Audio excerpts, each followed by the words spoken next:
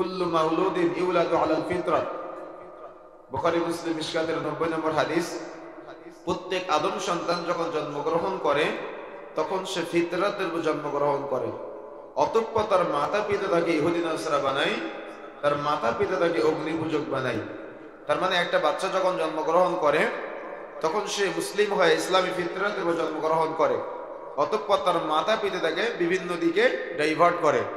এই জন্য আল্লাহ রাব্বুল আলামিন আমাকে আপনাকে যে এত চমৎকার একটা পরিবেশ দান করেছেন, এটা রবের পক্ষ থেকে একটা ভালোবাসা, এটা আল্লাহর পক্ষ থেকে একটা নিয়ামত। কিন্তু আমরা আল্লাহর এই ভালোবাসাটা বুঝতে পারি নাই।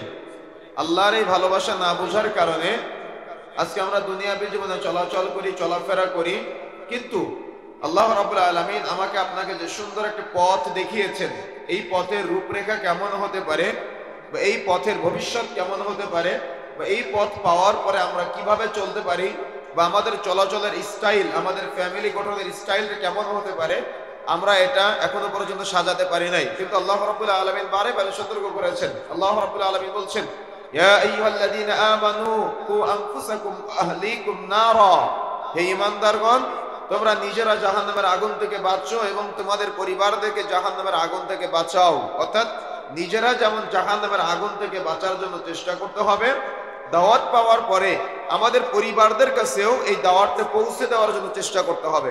এই প্রচেষ্টা থাকতে হবে। যদি কোনো ব্যক্তির এই প্রচেষ্টা থাকে তাহলে সে মুক্তি পেতে পারে, আর যদি প্রচেষ্টা না থাকে তাহলে কিয়ামতের মাঠে অবশ্যই জবাব দেওয়া লাগবে। এই জন্য প্রতিটা মুসলিম পরিবার, প্রতিটা মুসলিম ফ্যামিলি যারা আছেন, মনে রাখার চেষ্টা করতে হবে আল্লাহ রাব্বুল আলামিন আমাকে আপনাকে যে একজন দাড়িওয়ালা, টুপিওয়ালা, নামাজি পিতার ঘরে জন্মগ্রহণ করার তৌফিক দান করেছেন, এটা আল্লাহর পক্ষ থেকে আমাদের জন্য প্রাথমিক ভালোবাসা। যদি আমরা এই ভালোবাসাটা বুঝতাম তাহলে আমরা আমাদের পরিবারগুলো গঠন করার ক্ষেত্রে অনেক সহযোগিতা পেতাম।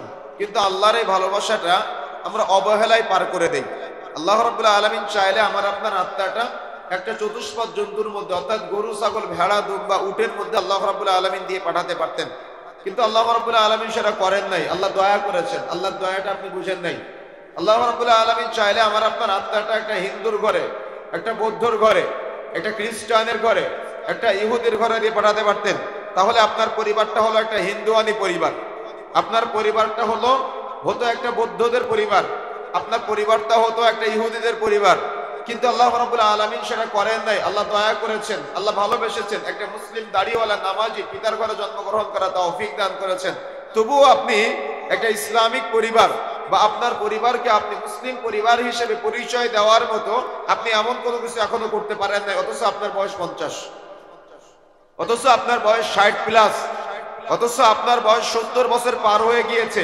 কিন্তু আপনি যে আল্লাহর কাছে বলবেন যে আমি আমার পরিচয় দেওয়ার মতো, আমি আমার পরিবারকে এতটুকু দেখভাল করতে পেরেছি বা সাজাতে পেরেছি ইসলামী পরিবেশে, এমন পরিচয় দেওয়ার মতো আমরা এখনো পর্যন্ত কোনো কিছু করতে পারি নাই। এটা আমাদের ব্যর্থতা। আল্লাহর ভালোবাসা পেয়ে সেই ভালোবাসাটা আমরা অপাত্রে ব্যবহার করেছি, অবহেলায় পার করে দিয়েছি।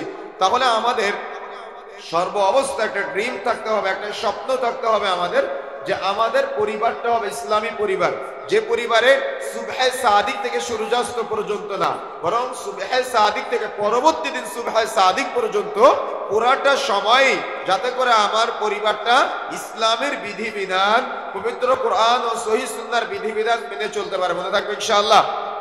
কি ইচ্ছা আছে আপনাদের যে আমাদের পুরা পরিবারটা, আমার পুরা ফ্যামিলিটা, আমি সহ আমার স্ত্রী, আমার বাবা মা, আমার সন্তান, তারা সবাই একেবারে সুবহে সাদিক থেকে, অর্থাৎ ঘুম থেকে ওঠার পর থেকে আবার ঘুমানোর আগ পর্যন্ত এই পুরা সময়টা, এমনকি পরবর্তী দিন ঘুম থেকে ওঠার আগ পর্যন্ত যদি আমরা একটু চিন্তা করি তাহলে আমরা আমাদের পরিবারকে পুরাটা ইসলামী পরিবেশে বা পুরাটাই সুন্নাহ ভিত্তিক আমরা সাজাতে পারবো। কিন্তু আমাদের ইলম না থাকার কারণে, আমাদের জ্ঞানের স্বল্পতার কারণে আজকে আমরা আমাদের পরিবারগুলোকে ইসলামী পরিবারে বা পবিত্র কোরআন ও সহিহ সুন্নাহর সিস্টেম অনুযায়ী আমরা আমাদের পরিবারগুলোকে ঢেলে সাজাতে পারি নাই, ব্যর্থ হয়েছি। যার কারণে আজকে আমাদের সমাজে ইসলামী পরিবারগুলো না থাকার কারণে যত সামাজিক ফিতনা, পারিবারিক ফিতনা, রাজনৈতিক ফিতনা, অর্থনৈতিক ফিতনা, ধর্মীয় ফিতনা সব আমাদের মাঝে বাসা বেঁধে নিয়েছে। কেন? আমাদের কোনো স্বপ্নই নেই যে আমরা আমাদের এই আল্লাহ রাব্বুল আলামিনের দেওয়া নিয়ামতকে আমরা কিভাবে ব্যয় করব?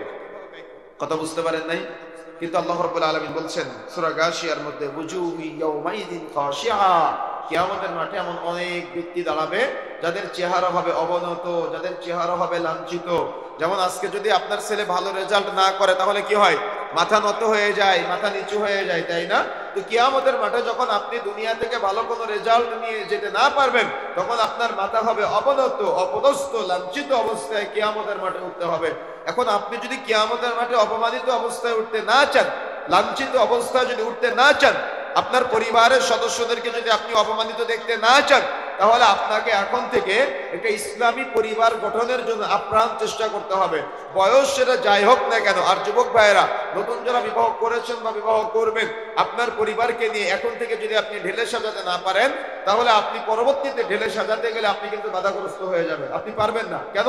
পূর্বের পাপগুলো আপনার স্মরণ করবে, আপনার অধীনস্থ যারা আছে স্মরণ করে আপনাকে গায়রত দিবে না, বা আপনার ব্যক্তিত্ব আপনি ধরে রাখতে পারবেন না, তারা আপনাকে মূল্যায়ন করবে না, অবমূল্যায়ন করবে।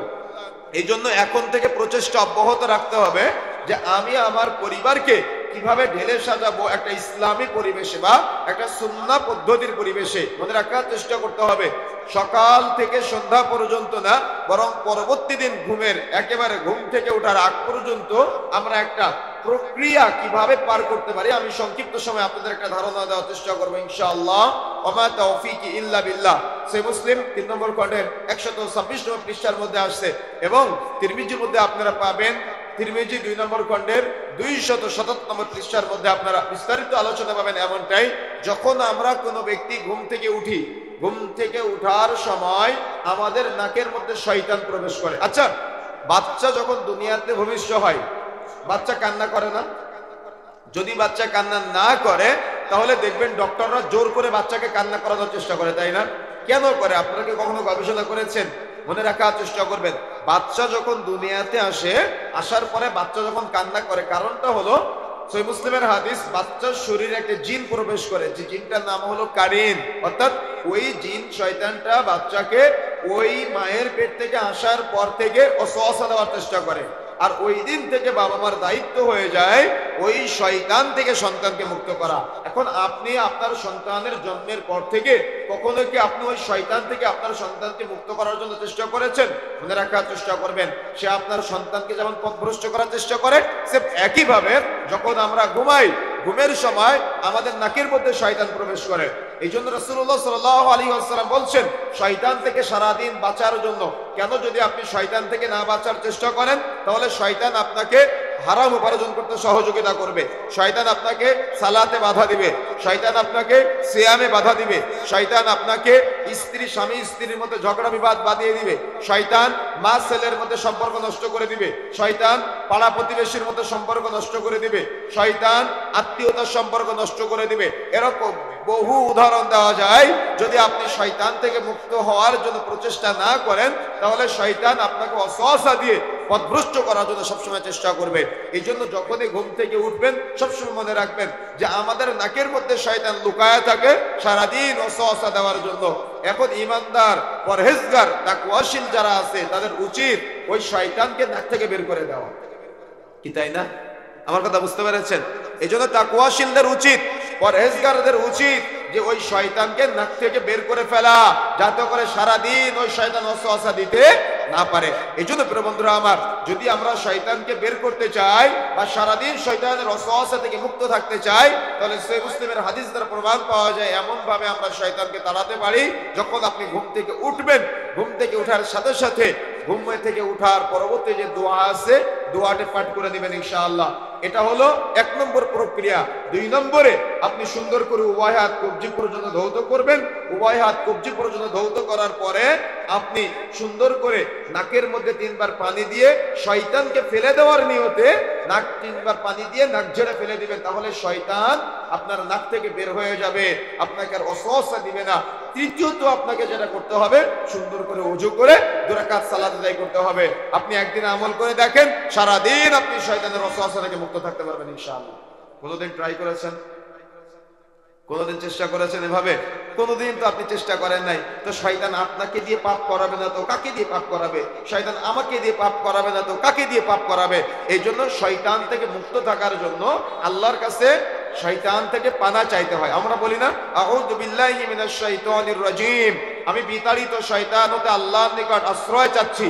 তো আপনি যে আশ্রয় চাচ্ছেন, আশ্রয় চাওয়ার পাশাপাশি শয়তানকে তো তাড়াতে হবে। তো শয়তানকে তাড়ানোর এই সুন্দর সুন্নতি প্রক্রিয়াটা যদি আপনি অ্যাপ্লাই না করেন, তো শয়তান তো আপনাকে সুদ খেতে সহযোগিতা করবে, শয়তান তো আপনাকে ঘুষ খেতে সহযোগিতা করবে, শয়তান তো আপনাকে জিনা করতে সহযোগিতা করবে। আর এই শয়তানকে কি বলা হয় জানেন? এই শয়তানকে সূরা আন-নাসের পরিভাষায় বলা হয় খান্নাস। কি বলা হয় বলেন তো?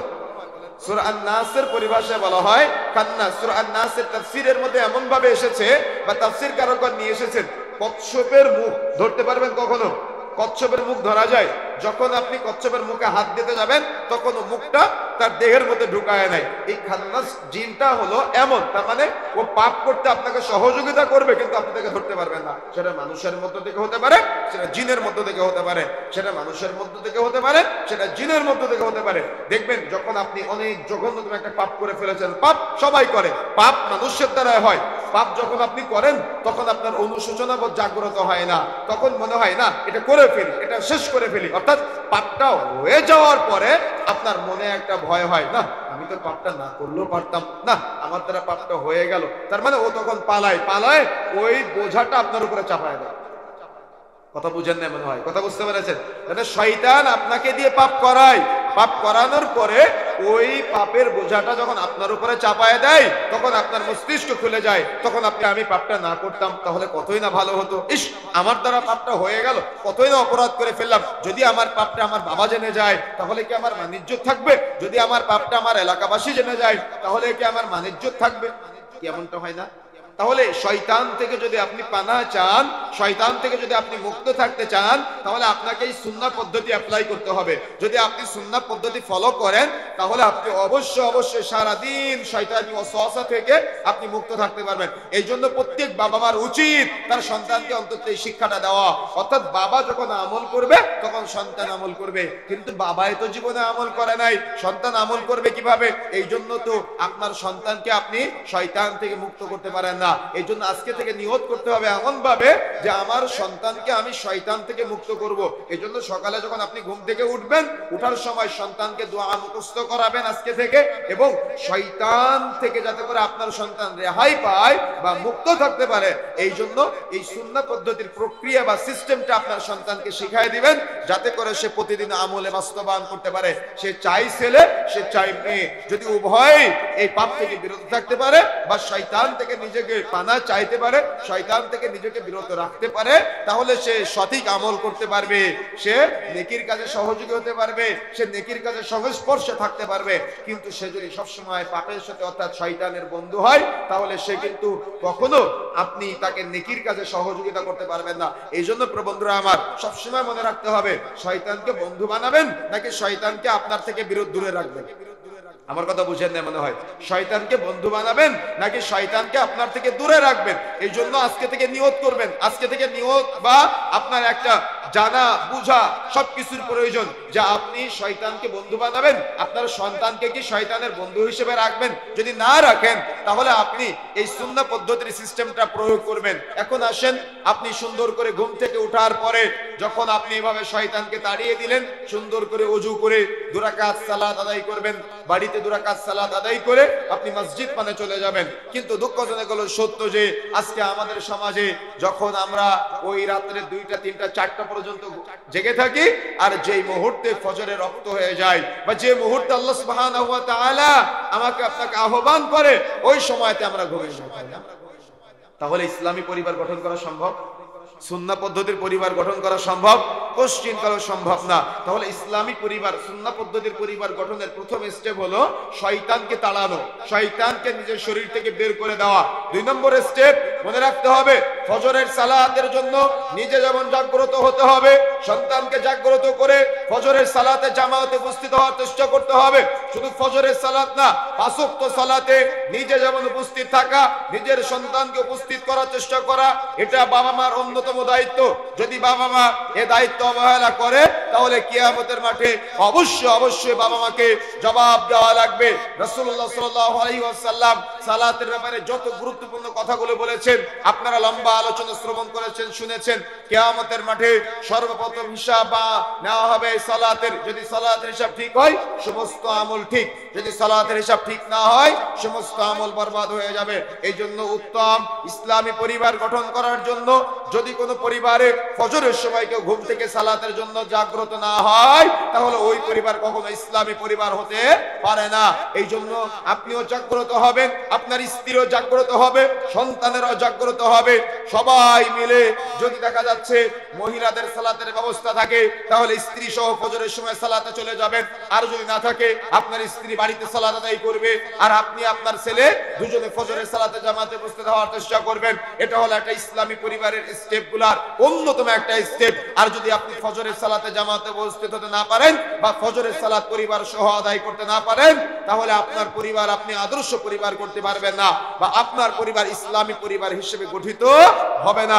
এই জন্য আজকে থেকে নিয়ত করতে হবে যে আমার যেমন শয়তানকে তাড়াবো, শয়তানকে তাড়ানোর সাথে সাথে যেন আমার পরিবারে আজকে থেকে ফজরের সালাতে আমরা সালাতে পরিবার সহ একসাথে সালাত আদায় করতে পারি।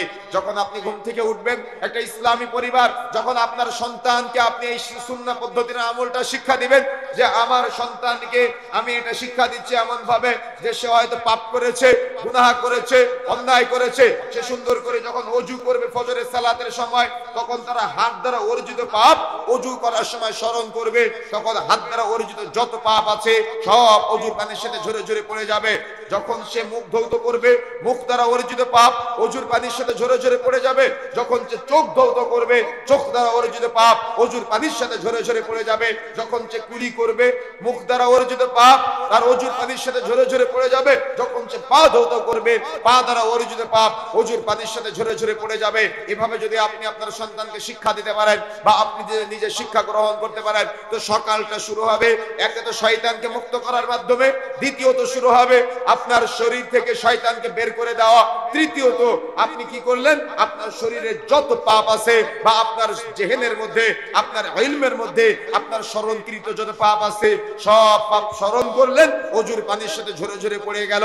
সুন্দর করে বাড়িতে 2 রাকাত সালাত আদায় করলেন, মসজিদে গিয়ে জামাতে ফজরের 2 রাকাত সালাত আদায় করলেন। তারপরে প্রচেষ্টা করতে হবে, রাসূলুল্লাহ সাল্লাল্লাহু আলাইহি ওয়াসাল্লাম বলছেন খায়রুকুম মান তাআল্লামাল কুরআন ওয়া আল্লামা, অর্থাৎ যে ব্যক্তি নিজে কোরআন শিক্ষা করে এবং অপরকে শিক্ষা দেয় সে হলো সর্বোত্তম ব্যক্তি। আজকে আমাদের সমাজে সকাল 7টায় একটা প্রাইভেট, 8টার সময় আরেকটা প্রাইভেট, 9টায় আরেকটা প্রাইভেট, বিকালে স্কুল থেকে এসে আবার আরেকটা প্রাইভেট, মাগরিবের পর অনলাইন প্রাইভেট। তার মানে এত এত এত কিছু করার সময় আপনার সন্তান পায়, কিন্তু ফজরের সালাতের পরে 10 মিনিট কোরআন তিলাওয়াত করার সময় আপনার সন্তান পায় না। আমি বুঝাতে পারি না আপনাকে, আমার কথা বুঝাতে পারি না আপনাকে। মানে এত এত এত কিছু করার সময় আপনার সন্তান পায়, কিন্তু আপনার সন্তান ফজরের সালাত আদায় করার পরে 10 মিনিট কোরআন তেলাওয়াত করার সময় পায় না। তার মানে সময় পাবে কিভাবে? আপনিও কোরআন তেলাওয়াত করেন না, আপনার সন্তানও কোরআন তেলাওয়াত করে না, তার মাও কোরআন তেলাওয়াত করে না, এইজন্য বাচ্চারাও কোরআন তেলাওয়াত করে না। এইজন্য মনে রাখার চেষ্টা করতে হবে ফজরের সালাত আদায় করার পরে কমপক্ষে ন্যূনতম 10 মিনিট কোরআন মাজিদের তিলাওয়াত করবেন। জিকির আজকার তাসবিহ তাহলিলের পরে প্রচেষ্টা অব্যাহত রাখতে হবে। যদি আপনি একটা ইসলামী পরিবার গঠন করতে চান তাহলে অবশ্যই অবশ্যই প্রতিদিন ফজরের সালাতের পরে কোরআন মাজিদের তিলাওয়াত এটা বাধ্যতামূলক করতে হবে পরিবারে। অন্তত প্রতিদিন 1 পৃষ্ঠা থেকে শুরু করে যত দূর তিলাওয়াত করতে পারে এই প্রচেষ্টা অব্যাহত রাখতে হবে। এটা হলো একজন ঈমানদার, একজন পরহেজগার, একজন তাকওয়াশীল বাবা মার অন্যতম একটা দায়িত্ব যে তারা তাদের পরিবারে এই সিস্টেম বা এই পদ্ধতি বা এই প্রক্রিয়াটা চালু রাখবে। যদি তারা এই দায়িত্ব অবহেলা করে তো কিয়ামতের মাঠে অবশ্যই অবশ্যই জবাব দেওয়া লাগবে।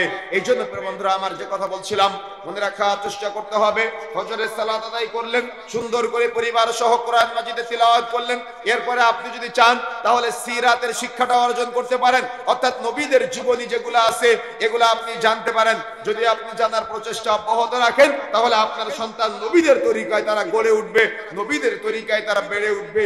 নবীদের জীবন আদর্শগুলো যখন তারা জানতে পারবে তখন তাদের মধ্যে একটা অন্যতম ভীতির সঞ্চার হবে, অন্যতম একটা আগ্রহ তৈরি হবে যে আমি অমুক নবীর ব্যক্তির মতো হতে চাই, আমি অমুক আলেমের মতো হতে চাই, আমি অমুক সাহাবীর মতো হতে চাই। কিন্তু দুঃখজনক হলো সত্য যে সে ঘুম থেকে যখন সে ঘুমাতে যায়, ঘুমাতে যাওয়ার সময় ইয়ারফোন কানে দিয়ে গান শুনতে শুনতে ঘুমাতে যায়। আর যখন সে ঘুম থেকে উঠেই দেখে তার বাবা সিনেমা দেখতেছে, অথবা নগ্ন নারীর মাধ্যমে সংবাদ দেখতেছে, অথবা খেলার সাথে জড়িয়ে আছে। তার মানে ও ঘুমাতে যায় এই গান বাজনার মাধ্যমে, আর ও ঘুম থেকে উঠেই আবার দেখা যাচ্ছে মোবাইলে গান বাজনা বা বাড়িতে টিভি সিরিয়ালের মাধ্যমে গান বাজনার সাথে জড়িত হয়। তাহলে আপনি আপনার পরিবারটাকে কিভাবে ইসলামী পরিবারে রূপান্তরিত করবেন? তাহলে আপনি আপনার পরিবারটাকে একটা সুন্নাহ পদ্ধতির পরিবারে কিভাবে রূপান্তরিত করবেন? এগুলো তো আমাদের বুঝে আসে না। এই জন্য বন্ধুরা আমার, এখন থেকে আপনার পরিবারকে এমন ভাবে নিয়ন্ত্রণ করতে হবে যে ফজরের সালাত আদায় করার পরে তারা কোরআন মাজিদের ইলম অর্জন করবে, কোরআন মাজিদের ইলম অর্জন করার পরে অন্তত সিরাতের শিক্ষা কিছু অর্জন করবে। এটা বাধ্যতামূলক করতে হবে। যদি আপনার সন্তানকে আপনি শিক্ষাটা দিতে পারেন, তাহলে তার মধ্যে একটা গায়রতের ব্যাপার স্যাপার আসবে, লজ্জার ব্যাপার আসবে। দেখা যাচ্ছে সে সকালে যখন ঘুম থেকে উঠবে তার মধ্যে একটা লজ্জাবোধ কাজ করবে। আল্লাহ রাসূল বলছেন, আল হায়াউ লা ইয়াতি ইল্লা বিখাইর, লজ্জাশীলতা কল্যাণ ছাড়া কিছুই আনয়ন করে না। যেখানে লজ্জা নাই সেখানে কল্যাণ নাই। আপনি বাবা হিসেবে এই ছোট্ট হাদিসটা আপনার সন্তানকে শিক্ষা দেওয়া এটা অন্যতম একটা দায়িত্ব। হাদিসের ইবারতটা অনেক ছোট হতে পারে, কিন্তু হাদিসের ব্যাখ্যা অনেক বেশি। ওলামায়ে কেরাম, বিশেষ করে ইমাম নববী রাহিমাহুল্লাহ একটা ছোট্ট হাদিসের 4টা ব্যাখ্যা করেছেন। 4টা ব্যাখ্যা করার মধ্যে প্রথম নম্বর ব্যাখ্যা হলো যে যদি কোনো ব্যক্তি নিজেকে নিজে লজ্জা না পায় তাহলে সে কখনো লজ্জাশীল না। তার মানে কোনো একটা পাপ করার সময় আপনাকে এটা ভাবতে হবে যে আমি তো আব্দুল্লাহ, আমি তো আব্দুর রহমান, আমি তো আব্দুল সাত্তার, আমি এই পাপ করতে পারি না, এই পাপ আমার দ্বারা সম্ভব না, আমি কিভাবে এই পাপ কাজ করলাম, এই পাপ তো আমি করতে পারি না। অর্থাৎ সে এই সকালে যখন ঘুম থেকে উঠবে কোনো একটা পাপ করতে হয়তো তার মন চাচ্ছে, কিন্তু সে ভাববে না আমি তো এই পাপ করতে পারি না, এই পাপ আমার দ্বারা সম্ভব না। যদি আপনি ইসলামী পরিবারে সন্তানকে ইসলামী হিসেবে গঠন করতে পারেন, তাহলে আপনার সন্তান এইভাবে চিন্তা করবে না আমি তো এই পাপ কাজ করতে পারি না। অর্থাৎ পাপ বন্ধের প্রথম স্টেপ হলো নিজেকে নিজে লজ্জা পাওয়া। দ্বিতীয় নম্বর স্টেপ ইমাম নবী রাহিমাহুল্লাহ বলছেন উক্ত হাদিসের আওতায়, সেটা হলো যে অভিভাবকদের লজ্জা পাওয়া। তার মানে ছোটরা অভিভাবকদের লজ্জা পাবে, তার মানে ও দাদাকে দেখে লজ্জা পাবে, ও বাবাকে দেখে লজ্জা পাবে, ও ওর মাকে দেখে লজ্জা পাবে। কিন্তু দুঃখজনক হলো সত্য যে ওর মাকে লজ্জা পাবে কিভাবে, ওর বাবাকে লজ্জা পাবে কিভাবে? ওর বাবা তোর সামনে পাপ করে। কথা বুঝেন না মনে হয়? কথা বুঝতে পেরেছেন? এই জন্য ইমাম নাসিরউদ্দিন আলবানী রাহিমাহুল্লাহ এখানে একটা কথা যুক্ত করেছেন, এবং সেটার সাথে ইমাম নববী রাহিমাহুল্লাহর কথারও অনেকটা মিল আছে। বিষয়টা এমনটাই যে এই ছোটরা অভিভাবকদের লজ্জা কখনো পাবে না যদি অভিভাবকরা ছোটদের লজ্জা না পায়। কথা বুঝেন না মনে হয়? অভিভাবকরা ছোটদের যদি লজ্জা না পায় তাহলে ছোটরা কখনো অভিভাবকদের লজ্জা পাবে না। এখন আপনার বাড়িতে একজন পাওনাদার এসেছে, সকালবেলা আপনি আপনার ছেলেটাকে বললেন যে আব্বু তুমি বাইরে গিয়ে বলো যে তোমার আব্বু বাড়িতে নেই। তাহলে বলেন তো আপনার সন্তান কি শিখলো? কি এটা ইসলামী পরিবার হবে? এটা সুন্নাহ পদ্ধতির পরিবার হবে, না মিথ্যুকের পরিবার হবে, না শয়তানের দাসত্ব করবে, না আল্লাহর দাসত্ব করতেছে? তারা শয়তানের দাসত্বে জড়িত আছে। আপনার ছেলে আপনার সামনে দাঁড়িয়ে আছে, আপনি আপনার স্ত্রীকে বেধড়ক পিটাচ্ছেন, তাহলে সে কি শিখলো? যে বউ পিটাতে হবে বিবাহের পরে। তার মানে যত আপনি আপনার সন্তানের সামনে একদিন আপনার স্ত্রীর গায়ে হাত দেন, আপনার সন্তান আজীবন আপনাকে ভালোবাসবে। আমার কথা বুঝেন না মনে হয়? কথা বুঝতে পেরেছেন? যদি একদিন বোন আপনি আপনার স্বামীর সাথে তর্কে জড়ান, তাহলে আপনার সন্তান আজীবন আপনাকে ভালোবাসবে না। কেন? সে জানে যে আমার মা আমার বাবার সাথে তর্ক করে। আর আপনার মেয়েটা শিখবে যে শ্বশুর বাড়িতে গিয়ে আমাকে আমার স্বামীর সাথে তর্ক করতে হবে। আর আপনার ছেলেটা শিখবে যে নতুন বিয়ে করে নিয়ে এসে বউ কোনো অপরাধ করলে তাকে পিটাতে হবে। কেন? এটা তো আমি পৈতৃক সূত্রে পেয়েছি, বাবার কাছ থেকে শিখেছি। তাহলে কি ইসলামী পরিবার হবে? সুন্নাহ পদ্ধতির পরিবার হবে? বাবার গায়রত আছে? যদি বাবার গায়রত না থাকে তাহলে একটা ইসলামী পরিবার গঠন করা কোশ্চিনকালও সম্ভব না। এই জন্য ইমাম নাসিরউদ্দিন আলবানী রাহিমাহুল্লাহর এই কথাটা অত্যন্ত চমৎকার, যেটার সাথে ইমাম নববী রাহিমাহুল্লাহর কথাও মিলে যায়। সেটা হলো অভিভাবকরা যদি ছোটদের লজ্জা না পায়, ছোটরা কোশ্চিনকালে অভিভাবকদের লজ্জা পাবে না। অসম্ভব হতে পারে না। একজন চাচা তার ভাতিজার সামনে সিগারেট খাচ্ছে, তাহলে ভাতিজা কি শিখবে? ভাতিজাও সিগারেট খাওয়া শিখবে, দাদা তার নাতির সামনে দাড়ি কাটে, তো নাতি কি শিখবে? দাড়ি কাটা শিখবে। দাদা তার নাতির সামনে চায়ের দোকানে বসে সিনেমা দেখে, নাতি কি শিখবে? নাতিও সিনেমা দেখবে। বাবা সন্তানকে সাথে নিয়ে সিনেমা হলে যায়, সিনেমা দেখবে, সন্তান কি শিখবে? সন্তানও সিনেমা দেখা শিখবে। বাবা সন্তানকে সাথে নিয়ে সেলুনে যায় দাড়ি কাটার জন্য, তাহলে সন্তান কি শিখবে? সন্তানও দাড়ি কাটা শিখবে। কি বাস্তবতা এমনটা না? তাহলে ইসলামী পরিবার গঠন করার জন্য আপনাকে প্রথমে স্টেপ ফলো করতে হবে যে অভিভাবকরা যাতে করে ছোটদের সাথে পাপ না করে, অভিভাবকরা যাতে করে ছোটদের লজ্জা পায়। এখন দেখা যাচ্ছে আপনি ছোটদের লজ্জা পাওয়া তো দূরের কথা, আপনি কি করলেন? একটা ছোট্ট বাচ্চা ছেলে, তার হাতে আপনি একটা 5 টাকার নোট ধরিয়ে দিলেন, বা 5 টাকার কয়েল ধরিয়ে দিলেন, বা 10 টাকা হাতে দিয়ে বলছেন যাও আব্বু সিগারেট কিনে নিয়ে আসো। ও 1 দিন যায়, 2 দিন যায়, 3 দিন যায়, 4 দিন যায়, 5 দিনের দিন একটু আড়ালে গিয়ে বলতেছে যে আমার আব্বু এতদিন কি খায়, আমি কি কিনে এনে দিই, আজকে আমিও একটু খেয়ে দেখি তো। কি বিষয়টা এমনটা না? তাহলে কে কাকে সিগারেট খাওয়া শিখালো? তার বাবা তাকে পাপ করা শিখালো। তাহলে সন্তান যদি তার বাবার কাছ থেকে জেনা করা শিখে, সন্তান যদি তার বাবার কাছ থেকে সিগারেট খাওয়া শিখে, সন্তান যদি তার বাবার কাছ থেকে দাড়ি কাটা শিখে, সন্তান যদি তার বাবার কাছ থেকে সুদ খাওয়া শিখে, সন্তান যদি তার বাবার কাছ থেকে ঘুষ খাওয়া শিখে, তাহলে ওই সন্তানের সকাল কিভাবে অতিবাহিত হবে? আমি বুঝাতে পারি না আপনাকে, আমি বুঝাতে পারি না। যদি একটা সন্তান তার বাবার কাছ থেকে এই হারাম কাজগুলা শিখে, দেখা যাচ্ছে একটা মেয়ে বাড়ি থেকে বের হচ্ছে, তার গায়ে গেঞ্জি গায়ে দেওয়া, কার সামনে গেঞ্জি গায়ে দিচ্ছে? বাবার সামনে গেঞ্জি গায়ে দিচ্ছে। কি আছে কিনা? কথা বলতে হবে, আছে কিনা? তাহলে একটা মেয়ের লজ্জা কতটাই নিম্নমানের, তার সাথে 14 জনের বিবাহ হারাম, এটা ঠিক। তার মানে মাহারাম 14 জন আছে, এটা ঠিক। তবে 14 জন কি তার সৌন্দর্য উপভোগ করতে পারে? গেঞ্জি গায়ে ঘুরতে পারে 14 জনের সামনে? আরে মনে রাখার চেষ্টা করবেন, নারীর সৌন্দর্য উপভোগ করতে পারে একমাত্র, শুধুমাত্র, কেবলমাত্র তার স্বামী, পৃথিবীর আর কেউ না। একজন মেয়ে তার ভাইয়ের সামনে চুল খোলা রেখে চলতে পারে না, একজন মেয়ে তার বাবার সামনে চুল খোলা রেখে চলতে পারে না, একজন মেয়ে তার সন্তানের সামনে চুল খোলা রেখে চলতে পারে না। সেখানে ভাইয়ের সামনে বোন গেঞ্জি গায়ে ঘুরে করলো।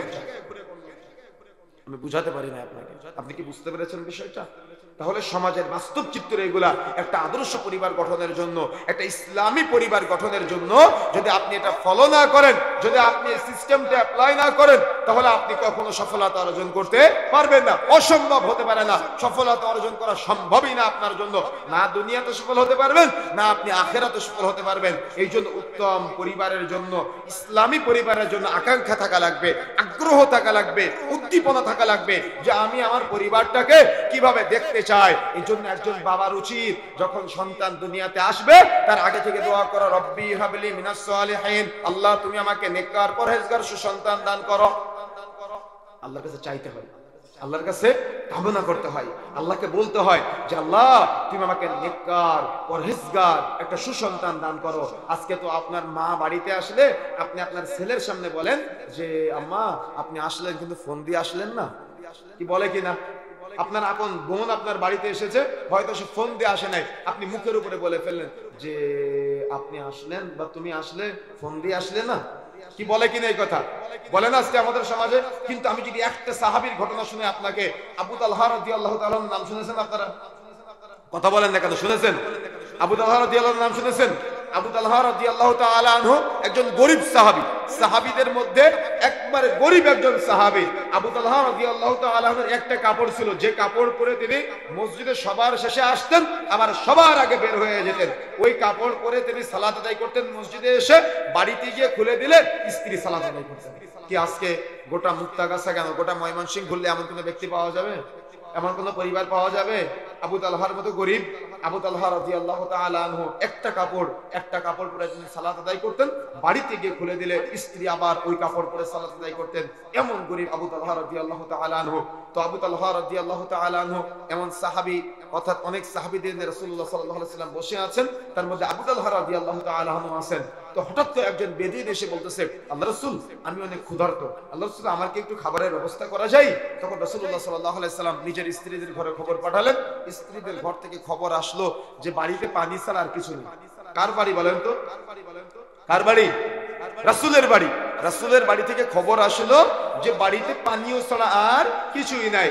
তো রাসূলুল্লাহ সাল্লাল্লাহু আলাইহি সাল্লাম তখন সাহাবীদের বলছেন, সাহাবায়ে কিরাম তোমরা কি কেউ মেহমানের দায়িত্ব গ্রহণ করতে পারবা? তো কেউ কথা বলার আগে চট করে আবু তালহা রাদিয়াল্লাহু তাআলা বলছে, লাব্বাইক ইয়া রাসূলুল্লাহ, আল্লাহর রাসূল আমি উপস্থিত আছি, আমি মেহমানের দায়িত্ব গ্রহণ করব। সুবহানাল্লাহ বলবেন না? কিন্তু আবু তালহা কে বলেন তো? গরিব একজন সাহাবী, কিন্তু সে আবু তালহা রাদিয়াল্লাহু তাআলা আনহু চট করে বলতেছে, আল্লাহর রাসূল আমি মেহমানের দায়িত্ব গ্রহণ করলাম। তো যখন আবু তালহা রাদিয়াল্লাহু তাআলা আনহু মেহমানকে নিয়ে বাড়ির দিকে যাচ্ছেন, বাড়িতে গিয়ে স্ত্রীকে বলছেন যে আমি রাসূলের মেহমানকে নিয়ে এসেছি, খেয়ে থাকতে হবে। তখন আবু তালহা রাদিয়াল্লাহু তাআলা আনহু বলছেন যে তুমি খাবারটা মেহমানকে দাও আর বাচ্চাদেরকে কিছু একটা বলে ঘুম পাড়িয়ে দাও আর বাতিটা নিভিয়ে দাও, যাতে করে মেহমান মনে করে আমরাও খেয়েছি। কথা বুঝেন নাই? কি করলেন? নিজের সন্তানদেরকেও দিলেন না, নিজেও খেলেন না, খাবারটা কাকে দিলেন? মেহমানকে দিলেন। তখন আবু তালহা রাদিয়াল্লাহু তাআলা আনহু এভাবে রাত্রি যাপন করলেন। পরের দিন সকালে যখন আবু তালহা রাদিয়াল্লাহু তাআলা আনহু রাসূলের নিকট উপস্থিত হলেন, তখন রাসূলুল্লাহ সাল্লাল্লাহু আলাইহি ওয়াসাল্লাম আবু তালহাকে দেখে একটা মুস্কি হাসি দিয়ে বলছেন, আবু তালহা তুমি গতকাল রাতে মেহমানের সাথে যে আচরণ করেছো, তোমার আচরণে স্বয়ং আল্লাহ আশ্চর্য হয়েছে। তিরমিজির বর্ণনা, তোমার আচরণে আল্লাহ সন্তুষ্ট হয়েছেন। তাহলে তাদের পরিবার এই বাবা মার কাছ থেকে সন্তান কি শিখবে, আর আমার আপনার মতো বাবা মার কাছ থেকে আমাদের সন্তান কি শিখবে? আমি কি বুঝাতে পেরেছি আপনাদের? আপনি কি বুঝতে পেরেছেন বিষয়টা? এই আবু তালহা রাদিয়াল্লাহু তাআলা আনহুর পরিবার আর আমাদের পরিবার কত পার্থক্য, কত তফাৎ। আজকে বছরে একটা দিন কুরবানির ঈদ আসে, অর্থাৎ ঈদুল আজহা আসে, যাতে করে ত্যাগ বোঝা যায়, যাতে করে ত্যাগ অর্থাৎ আত্মত্যাগ। ইব্রাহিম আলাইহিস সালাম সন্তানকে কুরবানি করার প্রস্তুতি গ্রহণ করেছিলেন, আর আমরা গরু ছাগল ভেড়া কুরবানি করি, তবু আমরা ত্যাগ বুঝতে পারি না। কে 7 ভাগে দিবে, না কে 3 ভাগে দিবে, না কে একাকি দিবে, এগুলো নিয়ে মারামারি করতে করতে দিন শেষ, কি তাই না? কিন্তু উদ্দেশ্য কি ছিল? উদ্দেশ্য ছিল ত্যাগ, ত্যাগ বুঝা। অর্থাৎ আমি কি করলাম আমার পরিবারকে সাজানোর জন্য, আমার সন্তানকে কতটুকু শিক্ষা দিতে পারলাম, কতটুকু ইলম দিতে পারলাম, কতটুকু আমি জ্ঞানের আওতায় নিয়ে আসতে পারলাম, এটা বাবা মা হিসেবে আপনি কতটুকু পালন করতে পেরেছেন বা আপনি কতটুকু ব্যর্থ হয়েছেন, এই চিন্তা পুরোটাই আপনার। সুতরাং প্রিয় বন্ধুরা আমার, মনে রাখার চেষ্টা করতে হবে আমাদের একটা উত্তম পরিবার বাছাইয়ের জন্য, রাইট ইসলামী একটা সুন্দর সিস্টেমের পরিবার গঠনের জন্য প্রথমেই আপনাকে বাবা হিসেবে সকালে নিয়ত করতে হবে এমনটা যে আমি কখনো আমার সন্তানের সামনে পাপ করব না, গুনাহ করব না, অন্যায় করব না, ভুল করব না, তার সামনে কোনো কারোর সাথে জুলুম করব না। এখন আপনি নিয়ত করে আপনি সকালে যখন খাওয়া দাওয়া করতে বসলেন, তখন দেখলেন আপনার বোন এসেছে। কেন? আপনি আপনার বোনের জমি 10 বছর আগে ফাঁকি দিয়ে বসে আছেন। কি আছে না এমনটা? এখন আপনার সন্তান দেখলো যে আমার বাবা তার বোনের জমি ভোগ দখল করে আছে, আমার বাবা তার বোনের জমি ফাঁকি দিয়েছে, তাহলে আপনার সন্তানের সামনে আপনার ব্যক্তিত্ব থাকবে, আপনার সন্তানের সামনে আপনার গায়রত থাকবে, আপনার সন্তানের সামনে আপনার ইজ্জত থাকবে, আপনার সন্তানের সামনে আপনার মর্যাদা থাকবে। সে জানে আমার বাবা জমিচোর। দুনিয়াতে আপনি জমিচোর হিসেবে সাব্যস্ত হলেন, কিয়ামতের মাঠে আপনি আফসোস করবেন আর বলবেন, আল্লাহ রাব্বুল আলামিন বলছেন ওয়াকাল আল ইনসানু মা লাহা, কিয়ামতের মাঠে মানুষ আফসোস করবে আর বলবে, হায় আফসোস আমি সামান্য সম্পদের জন্য চুরি করেছিলাম, যার কারণে আজকে আমার হাত কেটে দেওয়া হয়েছিল। হায় আফসোস আমি সামান্য সম্পদের জন্য আজকে বোনের সাথে সম্পর্ক নষ্ট করেছিলাম, যার কারণে আজকে আমার জাহান্নাম হচ্ছে। সেদিন আফসোস করে লাভ আছে? কথা বুঝেন না মনে হয়। সেদিন আফসোস করে লাভ আছে?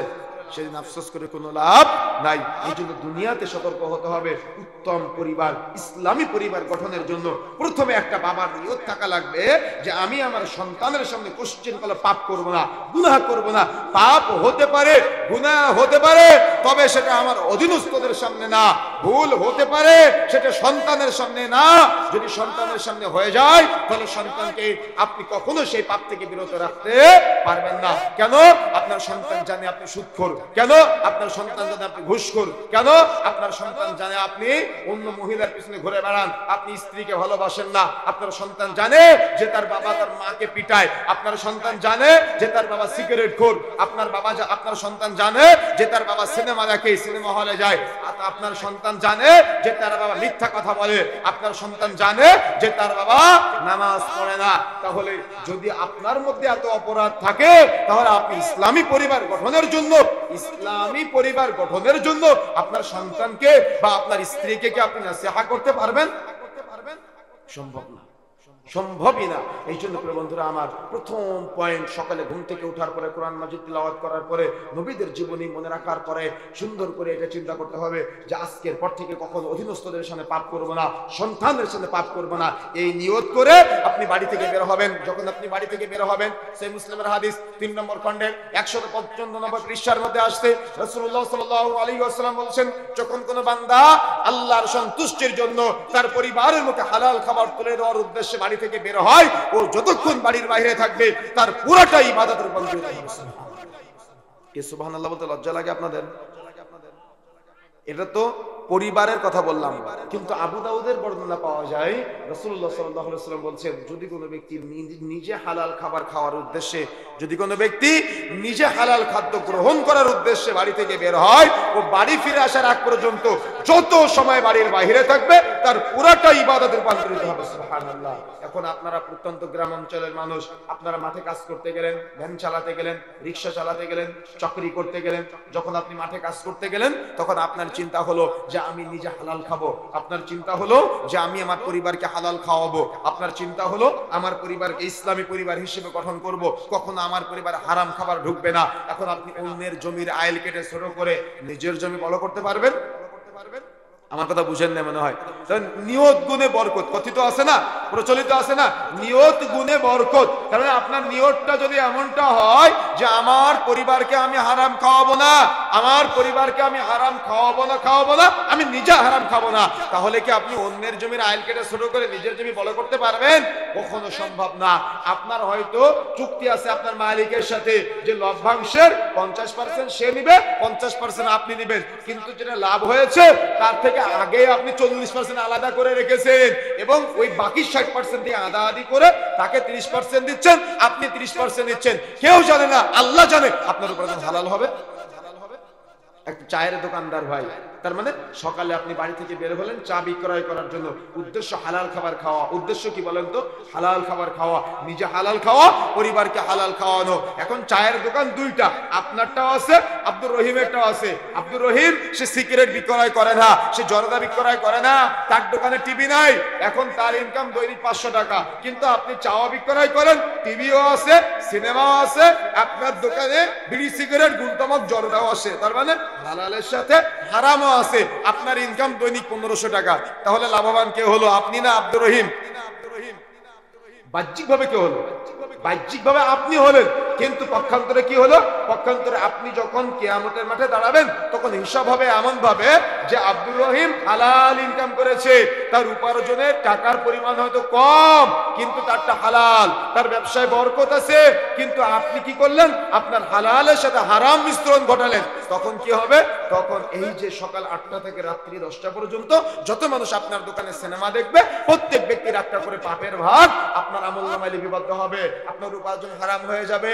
সকাল 8টা থেকে রাত্রি 10টা পর্যন্ত যত মানুষ আপনার দোকান থেকে সিগারেট ক্রয় করে খাবে, প্রত্যেক ব্যক্তির একটা করে পাপের ভাগ আপনার আমলনামায় লিপিবদ্ধ হবে, আপনার উপার্জন হারাম হয়ে যাবে। তাহলে আপনি কি আপনার পরিবারকে হালাল খাবার খাওয়াতে পারলেন? আপনি কি নিজে হালাল খাদ্য গ্রহণ করতে পারলেন? সম্ভব না। কেন সম্ভব না? আপনি বিবেক খাটান নাই, তাই আপনি হারামের সাথে জড়িয়েছেন, আপনি হালালকে গ্রহণ করতে পারেন নাই। দুনিয়াবি ব্যস্ততাই, দুনিয়াবি চিন্তাই, দুনিয়াবি বড়লোক হওয়ার আশায়, দুনিয়াতে সফল হওয়ার জন্য আপনি আজকে হারামের সাথে সংমিশ্রণ ঘটালেন। যখনই আপনি হারামের সাথে জড়িয়ে গেলেন তখনই আপনার উপার্জনটা হারামে পরিণত হয়ে গেল। এখন চিন্তা আপনার যে আপনি কি করবেন। এরকম বহু উদাহরণ দেওয়া যায়। আপনার ডিউটি হলো সকাল 8টা থেকে বিকেল 5টা পর্যন্ত, আপনি মালিকের সাথে কন্ট্যাক্ট করেছেন। এখন আপনার মালিক আপনাকে দেখা যাচ্ছে 1 মাসে 10,000 টাকা বেতন, কিন্তু আপনার বেতন দিল কত টাকা? 9,000 টাকা, 1,000 টাকা দেয় নাই। আপনি কি বললেন? যে আপনার মালিক হলো জালিম। কি বললেন আপনি? আপনার মালিক হলো জালিম, সে আপনাকে বেতন দেয় নাই, ঠকিয়েছে, আসলেই সে জালিম। কিন্তু আপনার টাইম হলো সকাল 8টায় ঢোকার, বিকাল 5টায় বের হওয়ার, কিন্তু আপনি প্রত্যেক দিন ঢুকেন সকাল 8:30টায়, আবার বের হয়ে আসেন 4:30টায়। তার মানে প্রতিদিন আপনি 1 ঘন্টা করে ফাঁকি দেন। তাহলে আপনি কি জালিম না? আমি বুঝাতে পারি না আপনাকে, আপনি কি বুঝতে পেরেছেন? আপনি কি জালিম না? তাহলে আপনি আল্লাহর কাছে কি জবাব দিবেন? আপনি আল্লাহর কাছে কি নিয়ে যাবেন? কিয়ামতের মাঠে আপনি কি নিয়ে হাজির হবেন? এই যে 1 মাসে প্রতিদিন যদি আপনি 1 ঘন্টা করে কর্মঘন্টা ফাঁকি দেন, তাহলে 1 মাসে কত ঘন্টা ফাঁকি হয়? আপনার 30 ঘন্টা ফাঁকি হয়। বা দেখা যাচ্ছে যদি আপনি সাপ্তাহিক ছুটিগুলো বাদ দেন কমপক্ষে 26 থেকে 27 ঘন্টা আপনি আজকে ফাঁকি দিচ্ছেন। তো এই যে আপনি ফাঁকি দিলেন এক মাসে, তো কিয়ামতের মাঠে জবাব দেওয়া লাগবে না? আপনি কি জালিম না? আপনি হালাল উপার্জন করার জন্য গেলেন কিন্তু আপনি কর্মঘণ্টা ফাঁকি দিলেন। আপনি হালাল উপার্জন করার জন্য গেলেন কিন্তু আপনার মাধ্যমে সুদের লেনদেন হচ্ছে। আপনি বলছেন আমি ইসলাম, আমার মধ্যে ইসলামের সাইনবোর্ড লাগানো, কিন্তু রাসূলুল্লাহ সাল্লাল্লাহু আলাইহি ওয়াসাল্লাম বলছেন যে সুদ দিল, যে সুদ নিল, যে সাক্ষী থাকলো, যে লিখলো, সবাই অর্থাৎ এর সাথে যারা জড়িত সবাই সমান অপরাধী। কিন্তু আমি একটা ইসলামের সাইনবোর্ড ব্যবহার করে আমি এটাকে বৈধতা করে দিয়ে এলাকার মানুষকে সুদের কাজে সহযোগিতা করলাম, একটা সমিতি চালু করে দিলাম। এটার সাথে যত মানুষ জড়াবে মনে রাখার চেষ্টা করবেন প্রত্যেকের এই পুরা পরিবেশটা হারামে রূপান্তরিত হয়ে যাবে, উপার্জনটা হারামে রূপান্তরিত হয়ে যাবে। এই জন্য সতর্ক থাকতে হবে, সাবধান হতে হবে। ইসলামী পরিবার গঠনের জন্য, উত্তম পরিবার গঠনের জন্য, আদর্শ পরিবার গঠনের জন্য অবশ্যই আপনাকে এই ফর্মুলাগুলা বা এই নীতিমালাগুলো ফলো করতে হবে। যদি আপনি ফলো করতে না পারেন তো আপনি দুনিয়াতেও ঠকবেন, আপনি আখিরাতেও ঠকবেন। দুনিয়াতে সফল হতে পারবেন না, আপনি আখিরাতে সফল হতে পারবেন না। এই জন্য প্রিয় বন্ধুরা আমার, যখন আপনি বাড়ি থেকে বের হবেন চিন্তা হতে হবে হালাল উপার্জন করব।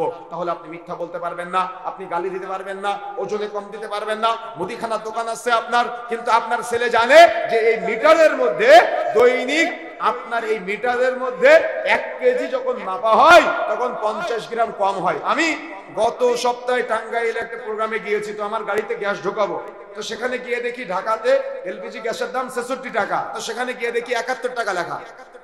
গ্রামের লোক কেউ জানে না। তো আমার ড্রাইভার জিজ্ঞাসা করতেছে যে এখানে 71 টাকা লেখা কেন?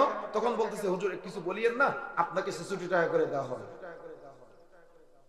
কথা বুঝেন নাই মনে হয়, কথা বুঝতে পেরেছেন? তো এই যে আপনি এতজনকে ফাঁকি দিলেন, সকাল থেকে সন্ধ্যা পর্যন্ত যতজনকে ফাঁকি দিলেন, এর মালিক যেমন অপরাধী, আপনি কর্মচারী হিসেবে আপনিও অপরাধী। যতজনকে আপনি ফাঁকি দিবেন প্রত্যেক ব্যক্তির কিয়ামতের মাঠে ফেরত দেওয়াই লাগবে। ফেরত না দিয়ে আপনি জান্নাতে যেতে পারবেন না। দুনিয়াতে তো উপার্জন হারাম হয়ে যাচ্ছে, কিয়ামতের মাঠে ফেরত না দিয়ে জান্নাতে যেতে পারবেন না। মুদিখানার দোকান আপনার, আপনি ওই তেলের মধ্যে ভেজাল দিয়ে দেন, বা চাউলের মধ্যে ওজনে কম দেন, ডাউলে ওজনে কম দেন, চিনিতে ওজনে কম দেন, আর ভাবেন এই যতটুকু কম দিলাম আমি হয়তো বড় লোক হয়ে গেলাম। কথা বুঝেন নাই? ওয়াইলুল লিল মুতাফফিফিন। লম্বা আলোচনা ওদিকে যাচ্ছি না, তবে এটা বুঝাতে চাচ্ছি আপনার যে আপনি উদ্দেশ্য নিয়ে বের হলেন যে আপনি হালাল খাবেন, আপনি উদ্দেশ্য নিয়ে বের হলেন পরিবারকে হালাল খাওয়াবেন, কিন্তু আপনার উদ্দেশ্য নিয়ে বের হওয়ার পরেও আপনি দোকানে গিয়ে ওজনে কম দিচ্ছেন ডাউলে, ওজনে কম দিচ্ছেন চাউলে, ওজনে কম দিচ্ছেন চিনিতে। যাকে দিচ্ছেন সে হয়তো বুঝে নাই, কিন্তু কিয়ামতের মাঠে পাই টু পাই হিসাব হবে। তার ওই চিনি কিয়ামতের মাঠে আপনাকে ফেরত দেওয়া লাগবে। কিয়ামতের মাঠে তো আর চিনি পাবেন না, কিয়ামতের মাঠে নেকি দিয়ে ফেরত দেওয়া লাগবে। আর যত মানুষকে ওজনে কম দিয়েছেন, ঠকিয়েছেন, প্রত্যেককে নেকি দিতে দিতে দিতে দিতে দিতে সব ভান্ডার শেষ। তখন ওই প্রত্যেক ব্যক্তির গুনাহগুলো আপনার আমলনামায় চলে যাবে। চিন্তা আপনার, আপনি কি করবেন? বিবেচনা আপনার, আপনি কি করবেন? কেন আল্লাহ আপনাকে জ্ঞান দিয়েছে? কেন আল্লাহ আপনাকে চিন্তা শক্তি দিয়েছে?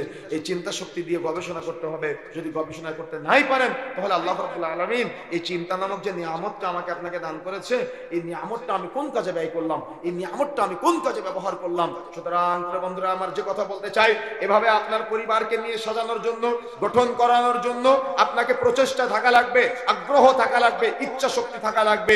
যদি দেখে আমার বাবা গায়রত সম্পূর্ণ, আমার বাবা পাপ করে না, ভুল করে না, তাহলে আপনার সন্তান পুষ্টির আপনার সামনে সিগারেট খেতে পারবে না। কিন্তু আপনি একজন গায়রতহীন বাবা, আপনি একজন গায়রতহীন চাচা, আপনি একজন গায়রতহীন মা, যার কারণে আপনার সন্তান সিগারেট খায়, তার লজ্জা লাগে না। আজকে দেখবেন চায়ের দোকানে দাঁড়িয়ে একটা ছেলে যখন সিগারেট খায়, তখন সে এই 13-14 বছরের ছেলে, তার লজ্জা লাগে না, শরম লাগে না, ইজ্জত লাগে। তার মানে তার কোন প্রকার সে ভাবেই না সে পাপ করতেছে। ও সিগারেট খায়, ওর পাশে দাদা দাঁড়িয়ে আছে, ও তোয়াক্কা করে না। ওর পাশে আলেম দাঁড়িয়ে আছে, ও মান্য করে না। ওর পাশে ইমাম সাহেব দাঁড়িয়ে আছে, ও তোয়াক্কা করে না। ওর পাশে ওর মা দাঁড়িয়ে আছে, ও তোয়াক্কা করে না। ওর পাশে ওর বাবা দাঁড়িয়ে আছে, কাউকে মর্যাদা দেয় না। ও সিগারেট খায় আর ও যার তার মুখের দিকে ধোঁয়া ছেড়ে দেয়। কি এটা কেন হচ্ছে আজকে আমাদের সমাজে? ইসলামী পরিবার নাই তাই। ইসলামী পরিবার নাই তাই আপনার ছেলে সন্ধ্যা 7টা মাগরিবের আজান হয়ে যায়, বাড়িতে আসে না। আমরা যখন ছোট ছিলাম তখন মাগরিবের 15 মিনিট আগে বাড়িতে না আসলে জবাব দেওয়া লাগতো। কথা বুঝেন নাই? জবাব দেওয়া লাগতো, কিন্তু আজকে জবাবদিহিতা নাই। আপনার ছেলে একটা মেয়ে বন্ধুকে বাড়িতে নিয়ে এসে বলতেছে এটা আমার মেয়ে বন্ধু, আর আপনার মেয়েটা একটা ছেলেকে বাড়িতে নিয়ে এসে বলতেছে এটা আমার ছেলে বন্ধু। তাহলে কেমন হয়ে গেল? ইসলামী শরীয়তের পরিভাষা, দুইজন ছেলে এক বিছানায় ঘুমালে এক কম্বলের নিচে ঘুমাতে পারবে না, দুইজন মেয়ে এক বিছানায় ঘুমালে এক কম্বলের নিচে ঘুমাতে পারবে না। সেখানে আপনার ছেলেটার মেয়ে বন্ধু হয় কিভাবে, আর আপনার মেয়েটার ছেলে বন্ধু হয় কিভাবে? আপনি আমাকে বুঝান। কি ইসলামী পরিবার হবে? ইসলামী পরিবার গঠন করা সম্ভব যে পরিবারে সালাত নেই? ইসলামী পরিবার গঠন করা সম্ভব যে পরিবারে মিথ্যার ছড়াছড়ি? ইসলামী পরিবার গঠন করা সম্ভব যে পরিবারে সুদের ছড়াছড়ি? ইসলামী পরিবার গঠন করা সম্ভব যে পরিবারে ঘুষের ছড়াছড়ি? ইসলামী পরিবার গঠন করা সম্ভব যে পরিবারে ওজনে কম দেওয়া হয়? ইসলামী পরিবার গঠন করা সম্ভব যে পরিবারে আজকে হানাহানি জমি ফাঁকি দেওয়ার সিস্টেম প্রচলিত আছে? সম্ভব। এই জন্য প্রিয় বন্ধুরা আমার, ইসলামী পরিবার গঠন করার জন্য আমাকে আপনাকে এখন থেকে প্রস্তুতি গ্রহণ করতে হবে। আল্লাহ রাব্বুল আলামিন আমাদের বুঝার তৌফিক দান করুন। আল্লাহ রাব্বুল আলামিন সংক্ষিপ্ত সময় আমরা যে আলোচনা করেছি আমাদের সবাইকে আমলে বাস্তবায়ন করার তৌফিক দান করুন। আল্লাহ রাব্বুল আলামিন পরবর্তীতে কখনো কবুল করলে, আসলে আমরা এত রাত পর্যন্ত কখনো আলোচনা করি না, তবে আপনারা বসে আছেন এই জন্য সংক্ষিপ্ত সময় আমরা এত রাত পর্যন্ত কথা বললাম। আর যারা ভাইরা আছেন আপনারা সামনে চলে যান, মসজিদের জন্য যেহেতু মাহফিলের আয়োজন, আপনারা ভিতরে চলে যান গামছা নিয়ে। ভাইদের যতটুকু দান সাদাকা করার প্রয়োজন আছে আপনারা আল্লাহর সন্তুষ্টির জন্য অত্র মসজিদ নির্মাণের জন্য সাদাকা করবেন বলে আমরা অত্যন্ত আশাবাদী। আমাদেরকে চেষ্টা করবেন 10টার মধ্যে উঠিয়ে দেওয়ার জন্য, তাহলে লম্বা সময় আমরা আলোচনা করতে পারবো ইনশাআল্লাহ। আল্লাহ রাব্বুল আলামিন সংক্ষিপ্ত সময় আমাদের যে কথাগুলো বলার তৌফিক দান করেছেন, আমি সহ